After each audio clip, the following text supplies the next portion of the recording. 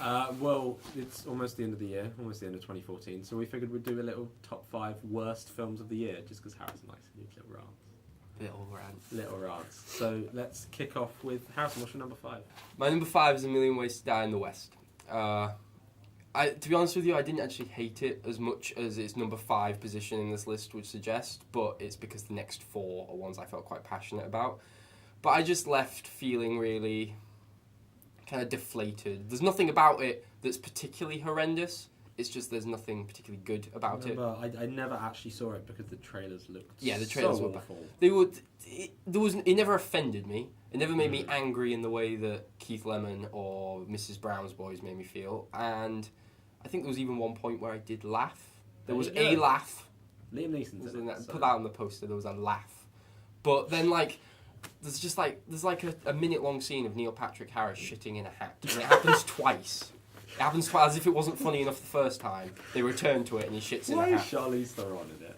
I don't know, but Seth understand. MacFarlane makes himself the object of Charlize Theron's desire, which is quite funny. It seems so self-indulgent. Everything. Yeah, no, it is very self-indulgent, and I like Ted, and I like Seth MacFarlane. I don't like Ted at all. That's the reason why I didn't see it. Yeah. It was one of my least favourite films the year it came out. What was it? Well, then you probably would have A Million Ways to Die in the West higher in yours. So what's your number 5? My number 5 is Horns. The Daniel come back to Radcliffe that. starring thing, and we saw this together, and Harrison knows how angry I got when He doesn't get angry as often as I do, or as easily as I do. I was fuming, and this is 5 because there are some good things about Horns. Like Daniel Radcliffe is really good in it. Juno Temple is really good in it. Their relationship, I like Juno Temple. Their relationship is kind of the backbone. Believable-ish. It's the backbone of anything that is. They were convincing as humans. Yeah, but then it goes from bad to worse, and it just gets so ridiculous to the point where it's quite surreal. And a really bad plot twist. They try and explain certain things going on, and nothing really makes sense anyway. And there is literally a part in this film where a guy pulls down his trousers and goes, "Yeah, that's my penis." He's not even a key character. He's just a random extra in the bar. It's one of those films where if you actually provide a plot synopsis to someone, they think you're making it up and joking. But no, that does happen. Yeah, that actually happens. Really, really bizarre things happen, and they don't even try and kind of make them realistic, and it's just painful, so painful. And I can't even remember why I got so angry, but especially towards the end, it jumps over itself so many times. And I know this is based on a book, so it might just be kind of taking the book and doing it literally. I so hope it is. As a film, this book does not work even slightly. Yeah. Even though some of the imagery is good and some of the performances are good, as a film, it's just painful to watch. Yeah. So, what's your number 4? Age of Extinction. That's my number 4 as well. Is it? Okay, we'll talk about it together then. But it was going to be higher because it's so obscenely long. Yeah, it's obscene. Nearly 3 hours. Yeah. And there are a lot of things that are just horrendous about it. The problem with this is, Michael Bay's Transformers movies have got to the point where they're kind of bordering on self-parody. I like the first 3. Yeah, so that speaks volumes about the fact that I hate and this I one. like the last hour of the third one. I know. The second one is one of the worst things I've ever seen in my life. I actually like the second one. The second one now gets how more bad. Points.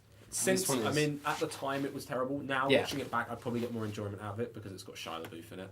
Yeah. Oh, you hate Mark Wahlberg, don't you? I really don't like Mark Wahlberg. But so many confusing decisions, not like normal bad film decisions, but decisions that seem to have been made with the intention of getting people to hate it. That's the thing. We'll make the girl underage. Why? I don't know. Let's just doesn't do look it. underage either, does she? So she easily got away with being 21. But let's make her underage so that people can hate us. So they can stop the film for a whole 5 minutes and explain why the relationship she has with someone who's significantly older than her is perfectly legal. Something he carries around in his wallet, which is so... Budweiser product placement. The Budweiser product is one placement. of the best scenes of the year. Just Mark Wahlberg continuously being a dick. There's so Didn't you buy him as a scientist though? Because he had glasses on. And said, "I'm an inventor" a lot. The only thing I like about this film is Stanley Tucci, and even his character is completely torn apart. Hang on, say what you're going to say before I break into what I was going to. I like the Dinobots. There's no problem with the Dinobots if they were in it. Yeah. If they were actually in it, and it's also really funny that the hero Optimus Prime gets the Dinobots on his side by freeing them and then beating them into submission so he can ride them into battle while screaming, "I will kill all the humans." I mean, I was so expecting to hate this film that I was kind of looking forward to how much I was going to hate it, because there's kind of a weird sense of fun out of hating something. But this, I didn't get much enjoyment out of, purely because the last third of the film, where I think Transformers 1 and Transformers 3 especially were the strongest, where they just kind of get all out and just... Because the big battle just gets so silly. This felt toned down, and for the exact reason. It felt a little cheap. Weirdly. Cheap, because they were aiming so obviously for the China market. Oh yeah, I know. They set it in. I mean, I've no problem with them setting it in China. I've no problem with them, but it's so blatant. Is that like when the Chinese government find out stuff's going on and they just go, "Well, let's help everyone." Straight away, the most efficient government in the world. And they throw in so many kind of Chinese pop stars and like actors and actresses and stuff that add so little to the plot. And one of the Chinese actress, I'm assuming she must be very famous in China. The one that Stanley Tucci likes. And he literally just suddenly, they throw in lines constantly, just, "Oh, you're very attractive" and stuff. But it's so blatantly obvious. Yeah. They don't try and disguise it in any way. I think we could do a whole discussion on the product placement. Yeah.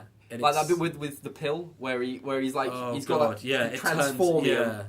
It's like, "Oh, if you like music, here is something by Beats by Dr. Dre." And it just sort of like the camera goes. Yeah, it's basic. I felt like they should have had a price stamp in the bottom corner. It's painful. We should move on from this because I feel like we should do a whole video. Your three or my three? What's your number 3? Because it might be the same. My 3 is Teenage Mutant Ninja Turtles. Okay, talk about another Michael Bay influence. This one actually, I think it was less painful, but it was worse because it's shorter. And I appreciate Michael Bay making it shorter, and I thank him for that. But at the same time, it one-ups Transformers in the product placement department with a 10-minute long scene where Splinter, is that the rat? Yeah. Yeah. Splinter just talks about this. He gets this. It's a Pizza Hut pizza. I remember because the camera showed me that it was a Pizza Hut pizza and felt it was very important that it was. And they bring it in, and they have a vow of silence. And they're not going to tell Splinter. They don't want to tell Splinter that they've been on the surface because they're not allowed to be. Right. And they want to go on the surface to help people. So that's their integrity there, which they then sell out after Splinter describes how nice this Pizza Hut pizza is. 99 cheese. Yeah, he goes like it's like a minute long with him explaining it and like steam rising from the pizza, and then they just go, "Well, you know what? That pizza is so good. I guess we will sell our values down the river." And then you're asked to believe that Megan Fox is a hard-hitting journalist, which is very unconvincing when she just goes to her editor. "I saw some giant ninja turtles that do kung fu, and I want to write on this. Do you have any proof?" "No." And they go, "Well, no then. You can't write on this, as any sane person would." And she gets all like, "Oh, they don't believe me, and you're supposed to be on her side." No! That's the most ridiculous thing. And so I hated her. And then the human characters in of themselves are horrendous. Because there's like, I forget his name. Will Arnett, who's this creepy, like, I don't know how old Will Arnett is, but he keeps hitting on Megan Fox throughout the film. And it's really, like... He's at least over 40. Yeah. But as bland and boring as the human characters are, as soon as you meet the Turtles, you think, they'll introduce some energy into the film. No, like there's 4 of them, and I can sum them all up. There's Donatello, the nerdy one. We know this because he has glasses and he says calculations a few times. Then there's Raphael, the one who's obsessed with murder and screams at people and jumps out of the back of vans going like "Rah!" because it's for kids. And then there's Michelangelo, who's the Jar Jar Binks one. And then there's Leonardo, who's the other one. He's the leader, but he's basically the other one. He's by Johnny Knoxville, though. Right. But Michelangelo is possibly the most annoying character of the year. In fact, I think, he's the most annoying character of the year. Have you seen The Expendables 3? No. Antonio Banderas I've heard, in that is something. But I really struggle to believe that Michelangelo could be more annoying than Michelangelo, who... He initiates, I know Jack liked this, but he initiates this bit where they start beatboxing in a lift, and I just wanted to run up to the projectionist and, like, ask him how he could let this go on and not feel guilty, like someone who watches a war crime and stands by and lets it happen. Just following orders. So what's your number 3? My number 3 is Into the Storm. Yeah, it was is- bad. It was bad. It's the reason. I mean, it's very similar to Transformers in the fact that it's this giant green screen mess.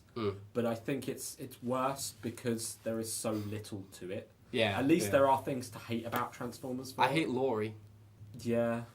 Whereas with Into the Storm, there's so little to hate because there's so little there. It's like they basically there's wind, there's some tornadoes, there's some wind, and they have this really kind of loose reason for chasing the wind, but it's really just these people making a documentary. Have you seen on Twister?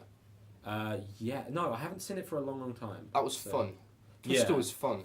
Whereas this just feels like it's one of those kind of, I say a lot of modern horror movies just look for reasons for people to pad around in the dark in the middle of the night. Yeah. And this is the kind of disaster movie equivalent. They're looking for reasons for people to get attacked. Yeah. But in this sense, it's just wind. So every 5 minutes, it's like, oh my god, can you hear that? It's like, nope. It's like, oh my god, can you see? Nope. It feels like the happening. It's just they're looking at trees all the actually time, sells it to freaking me out. more than And there are 2 incredibly annoying guys in this. There's Not so many different groups. There's kind of Richard Armitage and his sons, neither of which look similar at all. One of them is from iCarly, and I like iCarly, but he's infuriating. Wait, who's from iCarly? The kid who plays Freddy in iCarly's in this, and he's just a pain in the arse. And then there's kind of this group of storm chasers that are filming this documentary, and they're annoying because they're constantly like... There is one character that's like, oh, I don't understand why everyone's so intent on capturing this storm. Why is everyone willing to risk their lives to capture the storm? How does he die? He's intent on capturing the storm. He just goes against all of his morals, and it's just... And then there's these 2 guys that are in it very briefly, and I think most of their footage is supposed to be GoPro, Yeah. but it's just kind of bad. And I think GoPro should just stop being in cinema. They're like good. something out of Jackass, but more irritating. Yeah. And they go out of their way to get in harm's way. And it's kind of it's like that one guy in the slasher movie that makes all the worst decisions. Yeah. And they do it deliberately, and they survive. It's spoiler alert. It's just I don't care about spoilers. Let's be honest. It's terrible. There are so little ways to spoil bad films because spoiler alert, they are bad. No, I'm going to tiptoe around horns. Okay. Because I don't want to get too far into why Into the Storm is that awful, but it's just there is literally. I mean, it's directed by the first assistant director on Avatar. Yeah, James Cameron watched it and said it was really good. Exactly. No. James Cameron watched it and said the special effects were very good. He didn't necessarily say the film because the special effects aren't bad. You believe that they're being blown around a green screen, but it's painful to watch because there's so little there. Yeah. It's just the most kind of terrified you can ever be is, oh my god, his cheeks are rippling a little bit. Yeah. So there you go. What's your number 2? Horns. Horns. So we already kind of did horns. I think the only thing I can really add on the subject of horns would constitute as spoilers.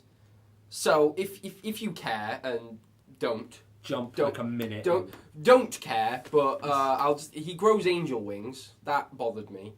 It's all of a sudden as well. Yeah, it just comes out of nowhere. Then nothing happens with it. He just flies back down. Up to this point, they've characterized him entirely as the devil. Yeah, and I realise the devil in biblical kind of myth and Yeah. all that kind of background story to him is Lucifer used to be an angel. Yeah. Hence, he's like a fallen angel and stuff. But in this sense, the angel wings signify him basically becoming Lucifer. But this was I my don't main know. thing. They Look, don't really explain I it. addressed this to you when we left. That I don't actually know why he grew horns at the end of it. No. And the only reason I can think, and I hope this is true, I think this entire film's narrative was set in motion because Daniel Radcliffe pissed on a candle. And I genuinely think that's why he grows the horns. It's the only logical reason. The only thing that He happens pisses on a yeah. candle that's like at a funeral or something, and then he grows horns the next day. So there is, I mean, within the novel, there is probably some kind of I'm sure there is in the metaphorical novel, reasoning, but for the it. novel doesn't count. Yeah, because Novel in this doesn't count. film there is no kind of... I mean, No. you could say a lot about him kind of becoming a corrupt individual, Yeah. and it starts with that, and the horns, him turning into the devil is kind of a physical manifestation of all this Yeah. stuff. But this is reading too far into a Yeah. bad film. Yeah, This is like taking The Room and reading it as Shakespeare. So basically, it It's is. It is just he pisses on a candle, Yeah. and then he grows devil horns, and that's There you that's go. it. That's all I have to say on horns. My number 2 is significantly more boring.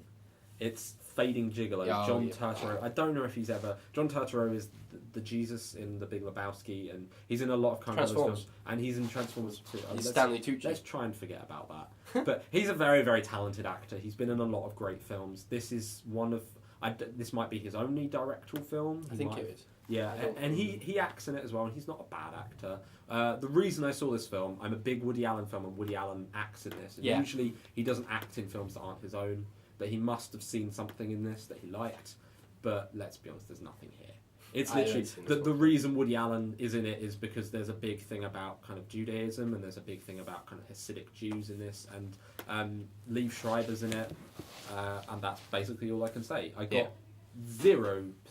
I got nothing out of this film at Yeah. all. I felt like at the end of it, I stood up and left, and I just lost an hour and a half of my life because Yeah. there's nothing particularly funny about it. There's nothing particularly dramatic about it. There's nothing. I mean, it's a film about a guy who tries to sell his body as a gigolo to older, kind of classier women like Sharon Stone. But Was there's Sharon Stone nothing- in it? Sharon Stone's Yeah. in it. There's nothing particularly sexy about it either. It's just kind of it's beige, the movie.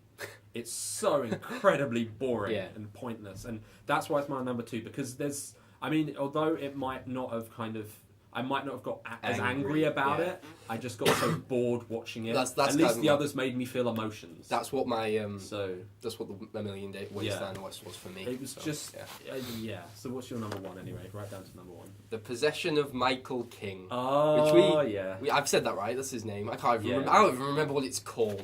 But It's a straight to DVD horror film. simultaneously, it might be my favourite film of the year because it's. I suppose I should actually explain what it is. Yeah. It's a. To be fair, we didn't know what it was. Yeah, it's a possession film about a guy who sets up. He's making a documentary about how all like religious practices and stuff are bollocks. Exorcisms and- Yeah. So he, to prove himself right, he tries to get himself possessed by a demon, and film what happens as a result.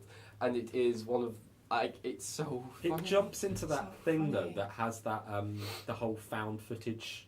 It's found footage, Problems. but it has a score. It has a Exactly. score. Why But does it have a score? It's found footage, but it has a score, and there are certain camera angles that could not yeah. have been found footage. And who edited it? Into the 'Cause Storm he- is the same. Because Into the he, Storm is very again, much- spoiler alert for a film no one's going to watch, he dies. Who edited this footage and gave it a score?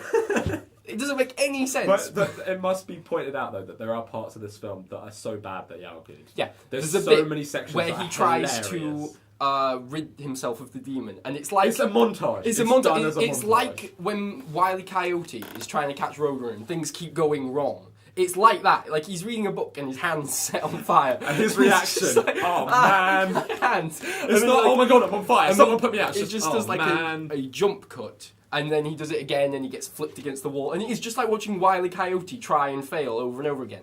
And then there's a bit where he's like walking to a church, and he's like, "I'm going to get this demon out of me," whilst doing a demon voice, going, "No, kill her, kill her." It's just it's horrendous. I feel like it should be pointed out though that there are some really good jump scares. No, they're not. They're not. They're not really good jump scares. No, they are they're jump scares effective that jump make scares. you jump. There's Yeah. a difference.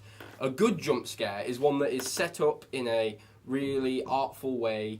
It builds up perfectly, and the execution is classy and intelligent and clever, and it doesn't feel cheap. They are not like that in The Possession of Michael King. What They're The Possession effective. of Michael King does is it has like it sounds like this. It goes like. Ah! And that's what you get. There's just a loud noise, like The camera door. like shakes, Yeah. and there's probably like scary But faces. there's no sort of Yeah. build up to it. It's So just you're some loud constantly noise. on edge. It's like Brick from Anchorman, just going loud noises. You're just on edge the whole time because you don't know when like a door's gonna To be slam. honest, I or don't think something. even the filmmakers knew either, because the sound like breaks so many times whenever they do it. They're probably just like, yeah, in a few seconds or so, just start screaming. And we probably won't be prepared, but just do it anyway. And But he just like you couldn't help but jump, yeah, but then instantly just laugh because why was that so loud? it's Things like doorbells ringing become intense because they're so loud. So you just sit there and the doorbell rings and you go like, Jesus Christ! But that's not effective. It's effective, but that's not a good jump scare. There's just a loud noise. It's impressive with how bad it is. Let's But leave at it the same that. time, I really like it. What's your My number 1 is the only film next to A Good Day to Die Hard, but that's for personal reasons. The only kind of subjective film that I've ever wanted to give minus stars to, the only film where I've watched it and been like, this is broken. But you haven't seen, like, Grown Ups 2, No, Keith Lemon. but Fred. I mean, they're Movie probably 43. bad, but they're made with a certain style. This, You saw Movie 43. yeah, but movie 43 is different. Just listen, okay? Sex Tape. Okay. Have you seen Sex Tape? You will not understand the